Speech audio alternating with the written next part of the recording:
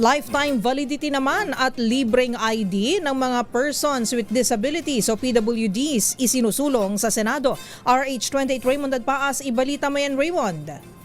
Huwag nang dagdagan pa ang paghihirap na nararanasan ng mga PWDs o persons with disabilities.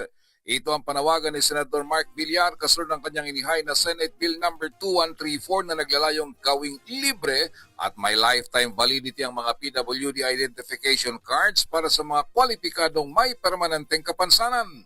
Sa record ng National Council on Disability Affairs, may 2.5 milyong Pilipino ng rehistradong persons with disabilities sa bansa. Gayunman, marami pa rin sa kanila ang nakararanas ng hirap sa pagkuha ng mga benepisyo at serbisyo ng pamahalaan dahil sa mga problema sa registry system at paulit-ulit na rekisito sa dokumentasyon para mag-renew ng ID kada 5 taon. Sa ilalim ng panukalang batas, hindi na kailangan mag-renew kada 5 taon ng mga PWD na may permanenteng kapansanan at titiyakin ding libre ang pagkuha ng lifetime validity PWD IDs.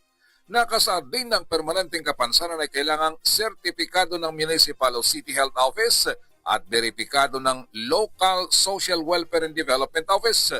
Ang sistema ng PWD ID ay pinatutupad sa ilalim ng Republic Act No. 9442 na nag-amyenda sa Magna Carta for Persons with Disability upang magbigay ng karagdagang proteksyon at benepisyo para sa mga PWD.